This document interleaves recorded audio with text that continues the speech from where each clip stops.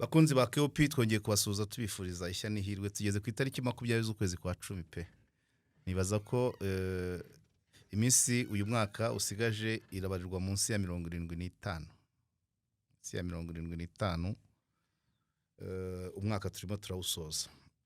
Twongera kubashimira ko umuryango umaze kuba mugari 56,000 birenga kandi nabyo 76 by'abantu navuga ngo abantu b'ibigango niko nabivuga. Ndishima cyane iyo duhuye mukambwira ko munkurikira abanyandikira abo duhurira mu nzira mujye mubitwereka. Ni byiza cyane tukanamenyana ntacyo bitwaye. Uyu munsi rero tugiye kuganira ku bijyanye n'umwuga w'itangazamakuru, amakosa uberamo, ingaruka zabyo haba ku munyamakuru, haba ku makuru nyirizina, haba ku baturage bagenerwa bikorwa b'amakuru yacu y'amakuru dutangaza. Twisunze ikiganiro conference yabaye ku wa 4 w'icyumweru gishize tariki 9. Ikiganiro cyari kiyobowe n'umuryango OVPR, Observatory of Vulnerable People's Rights. Ni nk'umuryango uharanira uburenganzira bw'abanyantege nke, aba vulnerable. Observatoire des droits des personnes vulnérables niko na gita mu gifaransa. So habaye ikiganiro, habaye ibiganiro byinshi tubuganira ku bijyanye n'amakosa mu mwuga, gukora nabi bishobora kuberamo umwuga wamaze kwaguka. Yari inama hari hatumiwemo abanyamakuru basanzwe, abayobozi b'itangazamakuru, n'abanyamakuru citizen journalists, abatari abanyamakuru ariko aba YouTuber, aba blogger, influencers. So bari abantu twageraga muri 70-80 ushyizemo n'abatumirwa. So rero cyari ikiganiro, ni igikorwa cyabaye cyari kiza cyane kubera ibiganiro byahabereye, kugira ngo rero rimwe na rimwe mu biganiro byatanzwe ari cyatanzwe na Albert Baudouin, umuhuzabikorwa wa Pax Press, umuryango w'abanyamakuru haranira amahoro, cyabi cyatanzwe na Gonzague Muganwa, inararibonye mu itangazamakuru wanabaye umunyamabanga nshingwabikorwa wa ARG. Haba cyatanzwe na Dr Safari Emmanuel wabaye ari nawe umuyobozi wa Crado. Haba cyatanzwe na Christian Garuka Christian ku bushakashatsi. Abantu bunguranye ibitekerezo, turamenyana, twumva umwuga wacu uko uhagaze kubera ku bufatanye na OVPR. Kubera ko ibiganiro byinshi nuko byatanzwe harimo ingero kandi natwe dukunda kuzitanga. Turabizi dufite abo muri futu ibyo bakunda kwita ngo ni injari, abari mu mvune, dufite abanyamakuru bafunzwe, dufite abagiye bihanangirizwa, dufite abafunguwe. Ibyo byose biradufasha nk'ingero, cyane cyane urugero rwa Jean Paul ufunguwe mu cyumweru gishize. Mbere hari abandi 4 ba Iwacu TV nabo bafunguwe barimo ba Shadrack, bamazemo imyaka manza bari 3 ariko ahubwo bamaze imyaka 4. Na mbere yaho twagize Robert Mugabe, umunyamakuru nawe senior, na Theogene Manirakiza nawe yigeze kugeramo.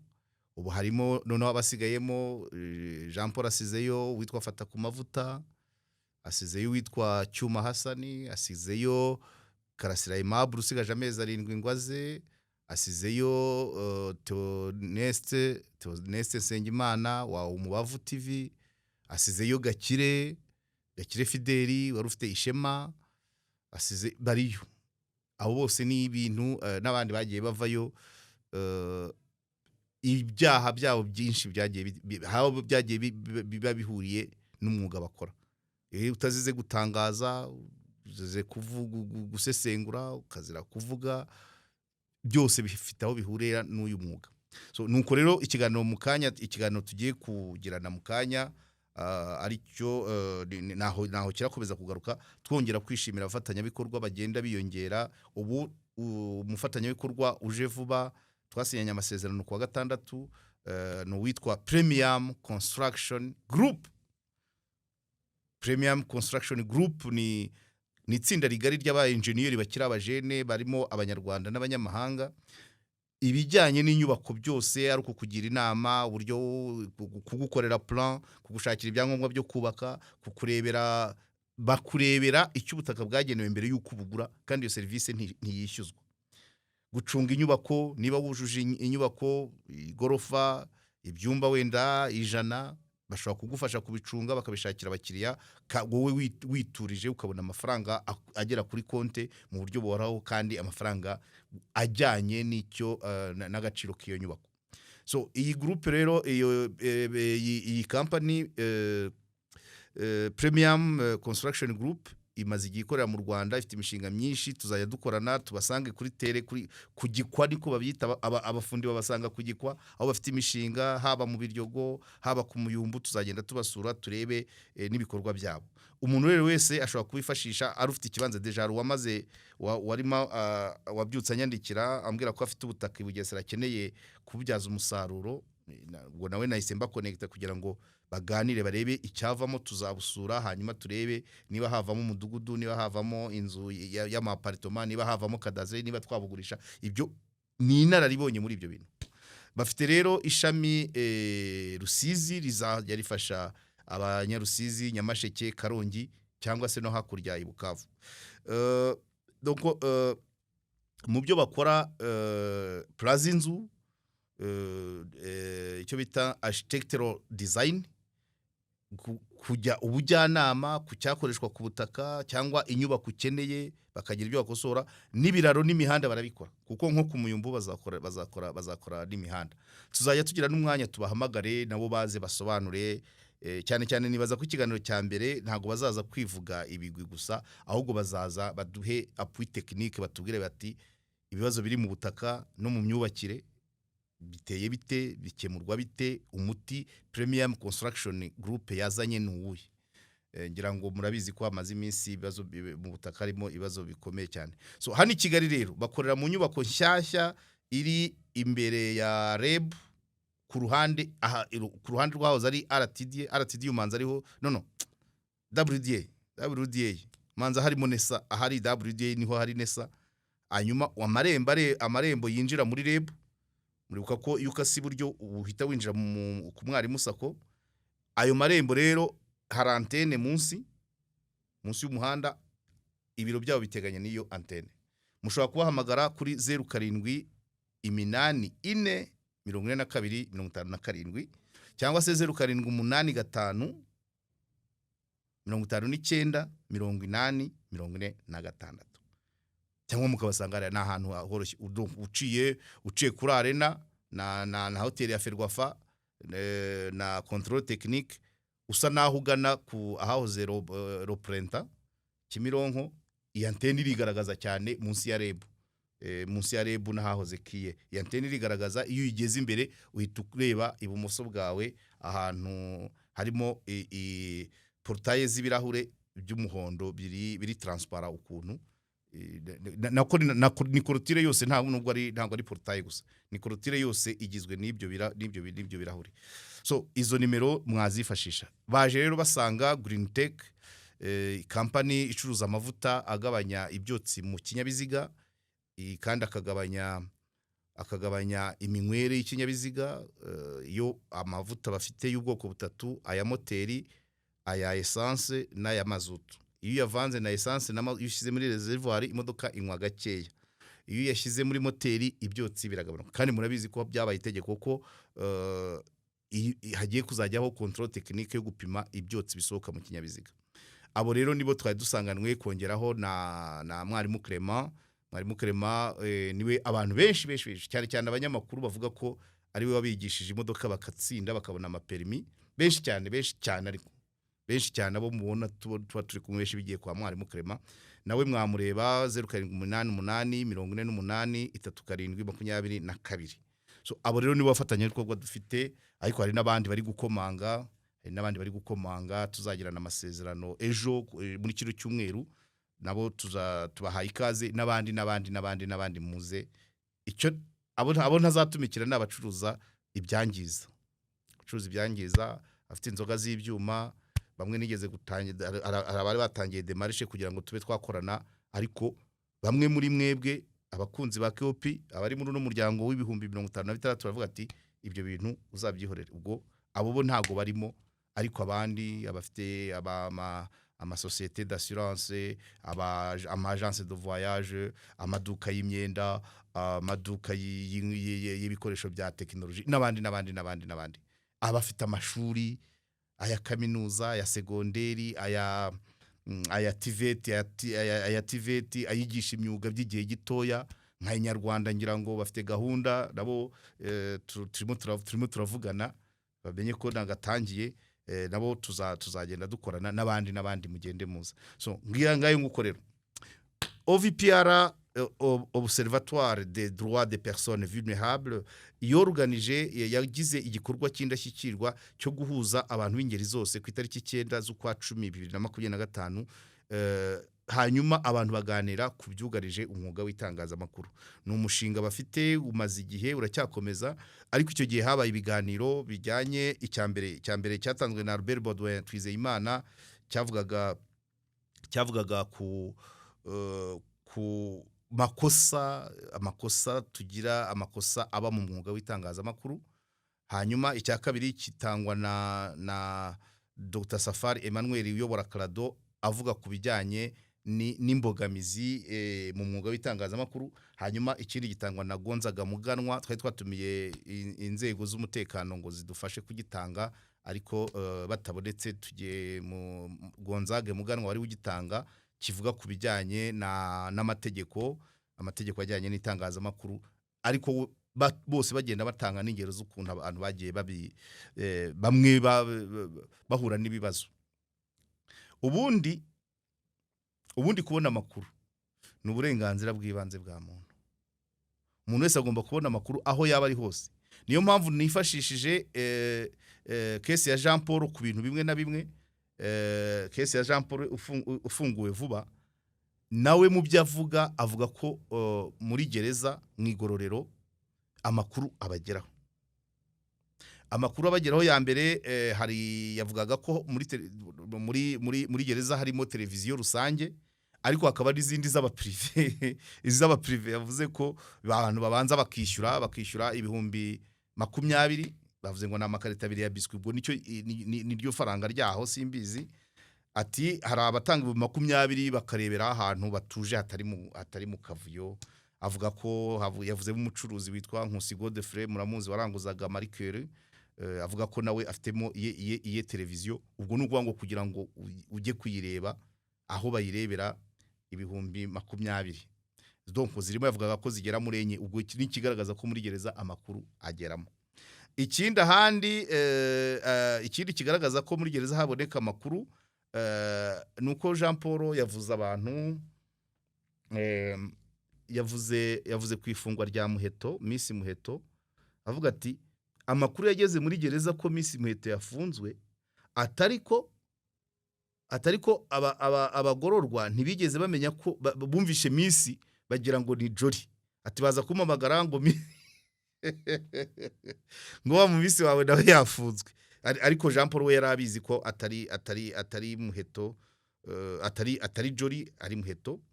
Hanyuma agaruka no kubijyanye, hari icyo bise ngo kwihengeka. Umunyamakuru yamubajije ibijyanye no kwihengeka, ngira ngo tukunda kubivuga mu materime, niba ari ukwihakabyizi, niba ari kuremerana, niba ari gutera akabariro, ibintu nk'ibyo. Manza ari cyo numvise bashakaga kuvuga, ariko birashoboka cyane ahantu hari abantu ntabura uruntu, ntabwo abantu hafungiye ibihumbi 100 harimo abagore n'abagabo, ntabwo byabura. Yavugaga uburyo bakominika, amasinye bakoresha, wari ukambakamba, haruguruka, harusifra. Donc ibyo byose nabyo ni communication. Hanyuma uko rero OVPR ku ikiganiro ibyari bigamijwe n'ukurya ibiganiro byatanzwe. Mpereye ku kiganiro cya mbere, Albert Baudouin yatubwiye, yaduhaye ku bijyanye no kwabiza, kwangiza umwuga. Kwangiza ni ukuvuga ngo kuwukora nabi, gutangaza ibidakenewe, kudatangaza ibyari bikenewe, yahise aducarenjinga tubaza ngo ninde wari wakora inkuru y'abamarine ngo amenye uko barya. Twese turebana ku maso, nta n'umwe wazamuye agatoki, ari babagira ubusa, ari ba Nkusi Diane, ari bande, nta n'umwe wigeze avuga ati iyo nkuru narayikoze. Nanjye ndimo navuze ko ntayo ndakora. Cyokora nigeze gukora umushinga wo kuyikora mvuga ngo abamarine bakuru babahe, ariko nari mfite ibimenyetso bimwe na bimwe, nubwo yari investigative, nagomba kujya kubona financement, ntibyakunda. Byavugwaga ko cyangwa se birahari ko marine zikuze zijya ku giti cy'inyoni zigahinduka ibisambo by'ingufu. Abantu bamanuka Serongi bamaze bafite imizigo bavanye hirya Nyirangarama cyangwa Musanze, pick up idafunze, hari igihe ugera kuri Arsenal ku giti cy'inyoni bakakubara, hanyuma abasore babiri bakaza bakagusanga muri ambuteyage hino ya Kiruhura, hirya ya Kiruhura, bagukurikiye. Rimwe na rimwe harimo n'abamotari bari kukujijisha muri retroviseri, hanyuma abasore babiri bakurira pick up bakavana mu muzigo bakiruka, nawe ni wahagarika imodoka muri ambuteyage. Abo ni abamarine bakuze. Hari n'abashaje, abo ni abasore, ko tumenyereye ko marine ari turiya twana. Reka da, bagenda bakura, abakuze bakajya mu mirimo, cyangwa bamwe bakajya mu miryango, abandi bakaba bakarani, abandi bakaba abakomvaye ntibakibaho, ariko hari abaguma muri uwo mujyo, ariko kubera imbaraga baba bafite, bamwe bakajya ku giti cy'inyoni. Abo ni abasore. Hanyuma aba basaza rero, marine zishaje zijyahe, tubonye aba bana tubabona Nyabugogo, aba basore tubonye ko baba ku giti cy'inyoni, aba basaza ntibazantera amabuye. Amakuru mfite mu kanya nza ku kazi hano, nabonye marine z'abasaza bari nk'8. Hari iriba bogeraho, ntabwo ndivuga, bizabaza ko mbanza nkazafata video, ariko ahantu bogera baragenda, agenda yambaye utwenda, imyenda afite, yagerayo akamesa akanikaho, ubwo aba yambaye ubusa, yambaye wenda yambaye akenda k'imbere, niko mbabonye. Hanyuma akanika imyenda, nawe bagasiritana, barangiza ya myenda ikaba irumye bakambara. Ubwo rero mpanyuze mu kanya mbona umusaza arimo arishimagura mu bitugu, izuba rimukubise, yambaye akabogusa ku gasozi munsi ya kaburimbo. Baza umumotari ni gusubira uriya musaza buriya byabaye iki? Hatereka datera niho marine zogera, cyane marine zikuze. Ati marine zikuze ni hariya zogera, ati buriya yaje akuramo imyenda arayimesa, ategereje ko yuma, nawe agakaraba akongera akayambara agasubira Nyabugogo. Ngayo nguko. So ubwo ibyo birero biri mu byo Bodo yatubwiraga ko kuba inkuru zihari zidatangazwa, tuba tuvukije rubanda uburenganzira bwo kugira ayo makuru. Rimwe na rimwe tugatangaza ibidafite ireme cyane, twese tukirundumurira mu gutangaza ibiruhura, ariko izakabyize inkuru zakabaye zigira zifungura inzira y'ibiganiro n'impaka kugira ngo hagire ibikemuka, rimwe na rimwe tukazirengagiza. So nibyo yavugaga rero, amakosa menshi amwe abamo akageza abantu mu makimbirane, bamwe bakaregwa muri RMC, abandi bakaregwa muri RIB, bikagera mu nkiko, bamwe bakarinda bagera muri gereza. Ibyo byose biba bituruka kuri kwangiza umwuga, amakosa yakorewe mu mwuga. Nibyo tugenda duhura nabyo byinshi.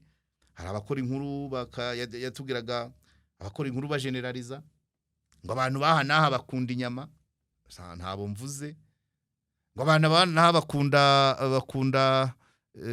bakunda inzoga, ngo abantu bakora no mwuga babitwara batya. Ibyo nabyo rimwe na rimwe habarimo kugira abo wangiriza, kandi bigenda bigira ingaruka iyo rubanda ibonye amakuru atariyo. Hariho n'ay'ibinyoma, nuvuga ngo amakuru meza yubaka, hakabaho amakuru atariyo y'ibinyoma, hakaba amakuru adakenewe, hakaba amakuru asenya umuryango. Ibyo byose biba bisaba ngo uyu mwuga ugenda ukura abantu babyumve hakiri kare. Dushimira OVPR kuri icyo gikorwa, aho twahaga ni ijambo abantu mu ngeri zose, cyane cyane aba YouTuber. Gira ngo murabona nka Jihadi twari twanatumiye uriya mwana wa Musanze Danizo, twari twatumiye aba influencers nka Tito Harerimana, twatumiye twashakaga ko abantu baza tugasasa inzobe. Twatumiye Eric Bagihugu ubusa n'ubwo uyu munsi ari umu-YouTuber ariko yakoreye radio mpuzamahanga igihe kinini. Tutumira n'abandi bantu bafite ibinyamakuru byigenga ni banyuranye, twungurana ibitekerezo. Ndibuka Jihad abaza avuga ku bijyanye na access to information. Twabanje kubaza nyuma y'ikiganiro cya Christian Garuka, bavuga uburyo itegeko ryo kubona amakuru risa naho ritazwi, abaturage bavuga ko baritarizi, ariko twebwe dutanga challenge ivuga ngo n'abayobozi bitwa ko barizi ntago bashaka kugaragaza ko barizi ngo rishyirwe mu bikorwa. Peacemaker yari ahari nk'umuntu ukuri ishami ry'itangaza, ukora mu ishami ry'itangazamakuru rirebera itangazamakuru muri RGB, kuko akiyobora Media High Council bajyaga bapanga tukajya kuri tere, ariko twagera kuri tere tugasanga nawe rimwe na rimwe yadusangagayo, ariko tukamugara mu bibazo dufite ko abayobozi badatanga amakuru kandi bigaragara ko itegeko barizi. Namwibukije case ya Rubavu, aho twagiye tumara icyumweru meya dukwepa, tubyukira ku karere akadukwepa. So nko kuvuga ngo umwanzuro wari uko abantu nugozaho, ariko hari n'ababyirengagiza. Insida zarabaye, vice mayor bagasaba avuga ngo abantu nibagira, nubwo ari mushuti wanjye imbere kiraho ngo ntibikura kuyo bagize bate. Mushuti wanjye nawe twabanye mu giskuti, Freddy wayoboraga Rusizi, nawe abwira abaturage ngo ntimukizere itangazamakuru. Ibyo ndabyibuka byatwaye imbaraga, hamanutse delegation ijya gusobanura ibyo bintu. N'ahandi Rusizi, Nyamasheke, kesi nk'izo. Kesi ya Ntuza ya Ngoboka bamufungera Tongati amara y'iminsi 59. Karongi, ubwo ni kesi ya Karongi, n'ahandi. So ibyo bintu byose rero kuvuga ngo kubona amakuru, aha rero niho Jihad yahise avuga ati abantu ntago baduha amakuru. Ati nk'ubu hari hagezweho, hari habaye kesi y'abantu bafunzwe muri Nyabihu bagera muri 10 na bangahe, barimo n'abagitifu b'imirenge, bazira kunyereza ibijyanye no kubaka inzu z'abarokotse jenoside yakorewe Abatutsi. Jihad aravuga ati ubu ngubu hamagaye meya ntiyakubwira ngo hafunzwe runaka na runaka. Ashaka kuvuga ngo abantu amakuru amwe bayaryamaho, uretse ko ngiye nahisemo mworohereza, ndamubwira nti cyo kora ayo makuru ngiye guverineri yayampaye, ko yari yampaye urutonde rw'abantu bari muri icyo kibazo nuko byagenze. Ariko ikigaragara nuko ntabwo hari abantu bari mu nzego badatanga amakuru uko byakabaye bigenda. Hanyuma rero iyo umwuga wakozwe nabi rero rubandira homba. Icyo ni icyambere, rubandira homba amakuru, rimwe na rimwe n'umunyamakuru agahomba, rimwe na rimwe n'ubuyobozi. Buriya iyo urebye ibintu tubana nabyo bitari byiza ariko byanananye gucika, tuvuge wenda nk'igwingira ry'abana, inda ziterwa abangavu, ibiyobyabwenge mu rubyiruko, uburwayi bwo mu mutwe ku makuru dukura mu bitaro by'Indera Karayesi, n'ibindi, n'ubukene ni muri rusange byinshi. Rimwe na rimwe bihoraho kubera ko abantu baba batabiganiriye, amakuru atatambutse cyangwa se natambutse ntahabwa agaciro. Minisante wenda ishami rishinzwe nutrition ridakora neza cyangwa kwigisha ababyeyi, cyangwa se abayobozi abajyanama b'ubuzima ikijyanye na nutrition batagiha agaciro, cyangwa se gutyo haba hari ikibazo cy'uko hari amakuru atarahanahanwe. Ntago impamvu akarere kamwe kagira nka Rubavu par exemple, ira Kivu Belt, Rubavu, Nyabihu, Rutsiro, Karongi, Rusizi na Nyamasheke, iwabo w'isambaza, iwabo w'imboga, iwabo w'imbuto, ariko ugasanga bahora inyuma. Ni ikibazo cyo kuba amakuru wenda batayafite yo gutegura ari n'ibyo biribwa, kuko ntabwo none ugasanga Kigali yo kubera ko haba abantu bajijutse, abakorera leta benshi niho biganje, niyiwe n'umuturanye akamugira inama. Muri Kigali ntabwo ari bo bahinga byinshi, bose babigura Nyabugogo. Isambaza ziva Gisenyi na Nyamasheke na Karongi ziba kwa Mutangana. Uwi Kigali akazigura, uwo ku Gisozi akazigura, uwo ku Muhima akazigura, umwana we ntagire bwaki. Ariko uwazirovye uri Nyamasheke akarwaza bwaki. Ikibazo cy'amakuru. Ese uwo murobyi arabizi ko umwana agomba kurya isambaza? Ese uwo muhinzi wa karoti arabizi neza ko karoti zishobora kugira icyo zigabanya ku mirire mibi?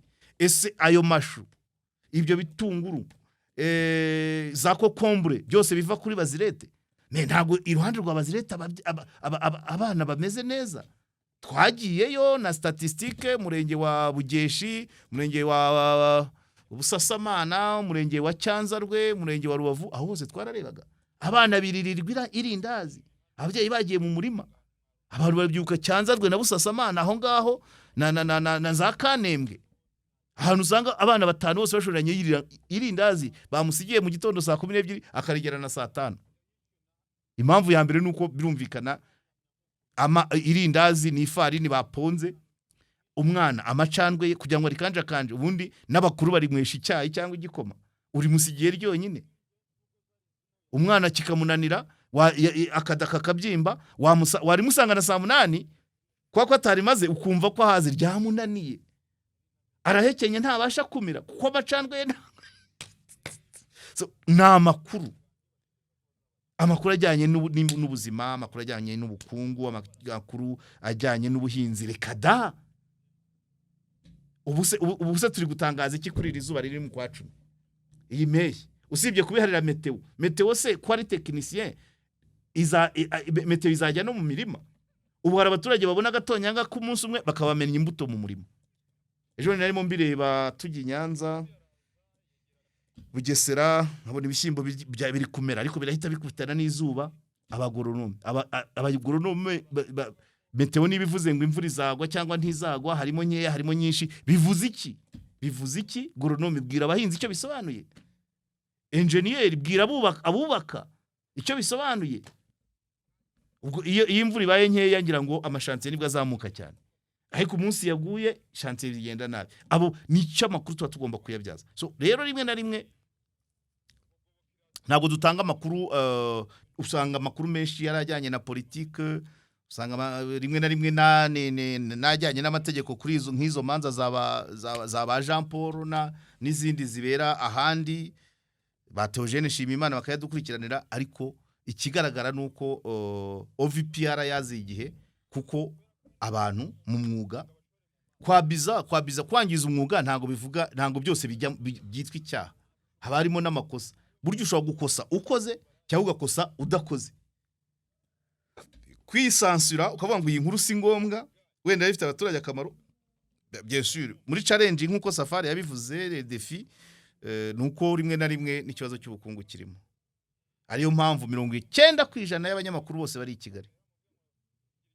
Mu ntara ni 10% nabyo meme umunsi, kuko abanyamakuru bo mu ntara bo rwose umuntu yanababara. Rusizi hariyo 2 bakorana batatu bakorana na Nyamasheke, Karongi ho hariyo radio byo ntajyaho ni sawa, Rubavu barahari benshi yego, Musanze hariyo radio, ariko Nyabihu wapi, Ngororero reka Ngororero nta numwe kuri no saha. Tukajya mu majyepfo Nyaruguru ntawe, wenda bibutare abihuye barahakora, Nyamagabe rekada, ariko hariyo radio Huye, Gisagara wapi, Ruhango arahari, Nyanza arahari, Theogene n'abandi, Muhanga hariyo radio Huguka, Kamonyi wenda abakigali barahakorera, Gicumbi hariyo radio Ishingiro, ubwo tukagera mu burasirazuba Bugesera ni hafi bariyo, Ngoma hariyo radio Izuba ifite ishami Rwamagana na Gatsibo, Nyagatare flash yarafunze ariko habayo radio, habaho ishami rya radio Rwanda, ubwo Kayonza, Kirehe, umunyamakuru umwe mu ntara umunyamakuru umwe aba afite uturere nka dutanu, nabyo bigira ingaruka ku musaruro we. Bamuhamagara mu nkuru ya Kirehe, umutuma mu nkuru ya Ngoma muri Sake, ugasanga wenda na ku munindi wa National aho baramushaka. Urumva icyo nacyo ni ikibazo kubera ubushobozi bw'ibitangazamakuru n'ubushobozi bw'abanyamakuru bwo kugira ngo nibura buri karere kakabaye gafite nibura abanyamakuru nibura batatu perimana, akarere kamwe batatu. Ibyo rero nabyo nizo za defi nyine Safari yavugaga. Hanyuma ku bijyanye n'amategeko nk'uko Gonza yabivuze, harimo byinshi menshi turayagonga, andi akatugonga, rimwe na rimwe hari bitavugika, ariko hakabaho OVPR mu byo ikora nari nibagiwe, ikora nk'Korafu, ikora Legal Aid Forum na Grid d'ailleurs. Abo ni abantu, iyo ni imiryango itatu yemera gutanga ubujyanama, kunganira cyangwa guhagararira abanyamakuru. Iyo miryango itatu OVPR, LAF, Grid, abo nibo nzi, sinzi wenda na Barisha kubibikora, ariko iyo miryango itatu niyo nzi par experience ko bunganira abanyamakuru, bahagararira abanyamakuru mu bijyanye n'amategeko, abe mu rukiko, abe kuri RIB, abe kuri parike. Aho hantu iyo miryango itatu ishobora gutanga umunyamategeko akaherekeza umunyamakuru, kuko umunyamakuru nubwo agonga amategeko ntabwo ayazi. Rero ni ibintu byo kwishimirwa kandi ku buntu ntabwo bishyuza, ahubwo umunyamategeko mukajyana mu rugendo rwose, kesi urubanza dosiye bakayikurikirana mu nzego zose, yava RIB ikajya parike, cyangwa se ikarangirira muri RIB, cyangwa ikarangira muri parike, cyangwa ikazagera mu rukiko. Aho hose meme no muri n'abari muri gereza barabakurikirana. Mbibutsa ko abanyamategeko bamwe mu bayobozi ba OVPR bari mu bunganira Aimable Karasira, abasimbuye yabanje yunganirwa na Evode na Gashabana, nyuma haza kwijiramo Bruce Bikotwa na Felicien Gashema. Aho binjire muri dosiye, imiyaga yatangiye kuza, ari Karasira agabanya umugaga mu miburanire no mu myitwarire, hanyuma birangira icyo nge n'abafelicise rwose ko nabifata nk'intsinzi. Ubwo biri personal nubwo bari muri OVPR, kubera ko Karasira yaregwaga ibyaha 6 kandi imitungo yari ifatiriwe, ubasigaranye kimwe, akatiye imyaka 5, 5 byose byavuyeho kandi imitungo ye yarayirekuriwe. Bivuze ko muri ubu buryo biragoye gutandukanya OVPR n'aba bavoka Maître Bikotwa Brice na Maître Gashema Felicien. Biragoye kubatandukanya kuko nibo bakonsovye umushinga, numva ngo no mu mikurikiranire y'ibyaha ibyo barabyitwararika. Dosiye ya Karasira yabaye nk'iyoroha ukuntu aba bagabo bayigezemo.